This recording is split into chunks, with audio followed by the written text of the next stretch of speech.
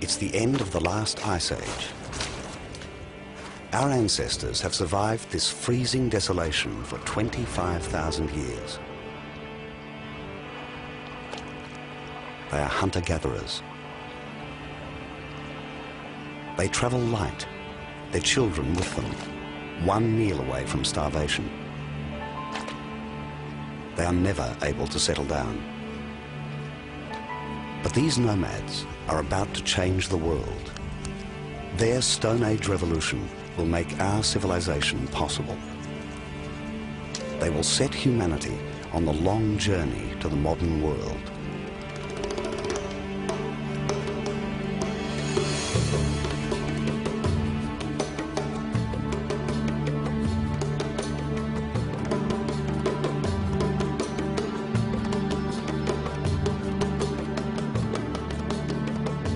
Around 15,000 years ago, the climate began to change.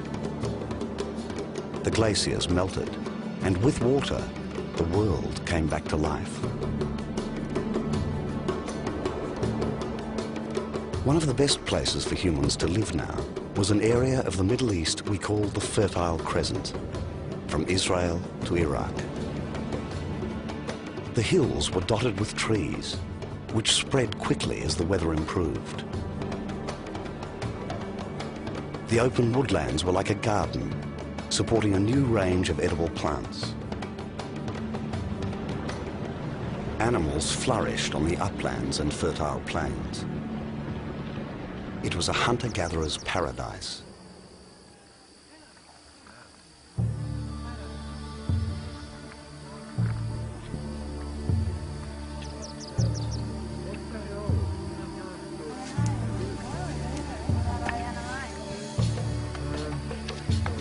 It was here the traveling bands found something completely new, which would change humanity forever.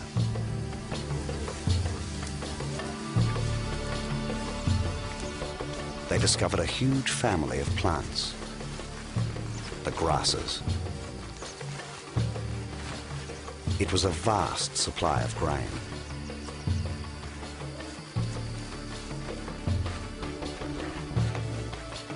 This was the spark which would make human progress possible.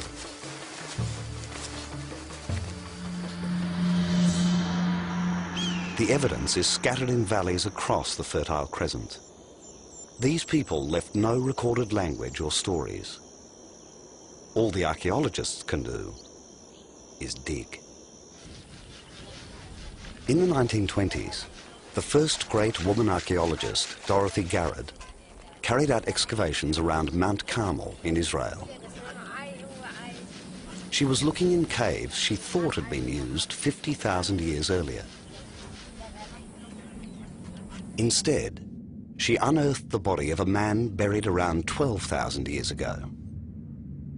He was curled up, wearing a beautifully crafted headband decorated with pipe-like seashell. It was so distinctive, Garrod believed she had discovered a new people. She named them the Natufians.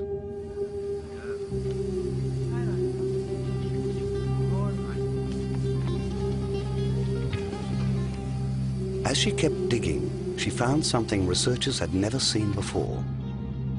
It was a tool with a bone handle. It held a line of sharp flint blades.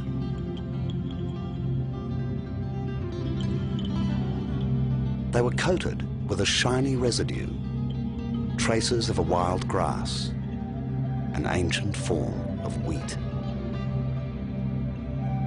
It was a sickle, a tool designed especially for cutting grass.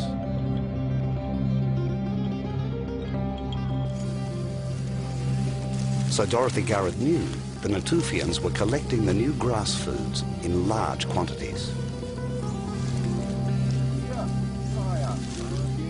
At the same time each year, these ancient people would have found the ripening grass in huge areas.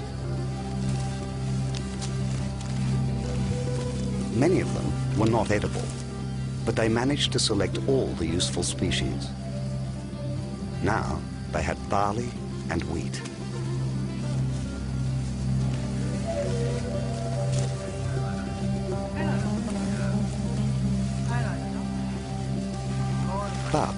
travellers, working together in small family groups.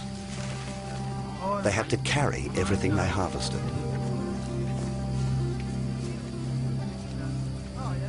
This burden would ultimately change their way of life.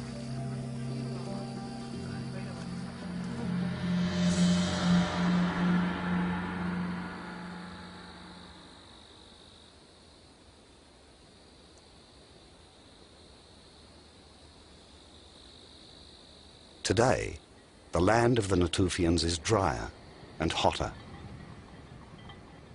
The past is waiting to be discovered just beneath a forbidding surface.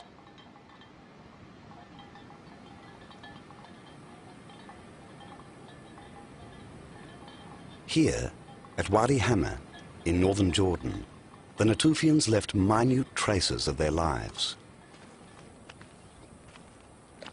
Archaeologist Philip Edwards has found evidence that these nomads had everything they needed in one place. They're well placed here. They're on water and they are positioned between the lowlands of the Jordan Valley and the uplands of the Mediterranean hills behind. In fact, the Jordan Valley, when the Natufian people were here, was filled by a lake, Lake Luzan, which extended right up and right past the scene here. And looking over that, we would see, if it was a clearer day, Mount Carmel peeping out on the coast, the site where the Natufian was discovered originally by Dorothy Garrod.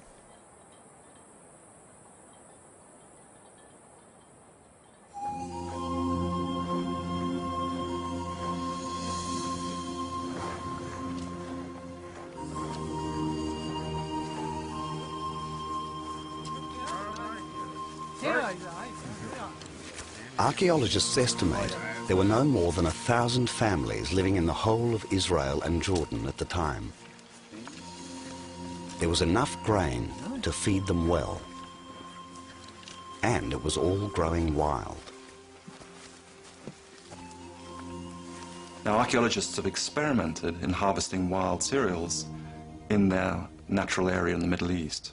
And what they found is that one person harvesting for a period of about 3 weeks can produce enough food to feed a family of 4 for a whole year.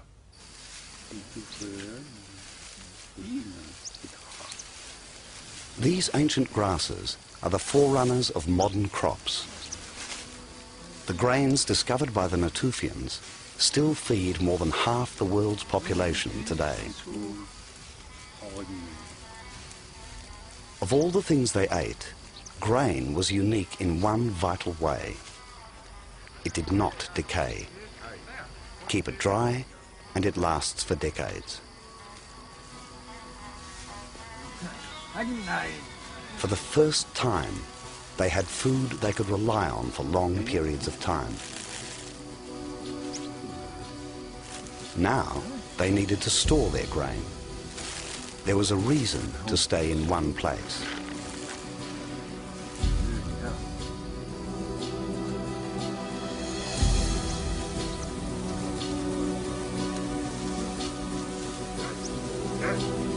This was the first time in the Middle East we know people built shelters to last from year to year. And they remained here from generation to generation down the centuries.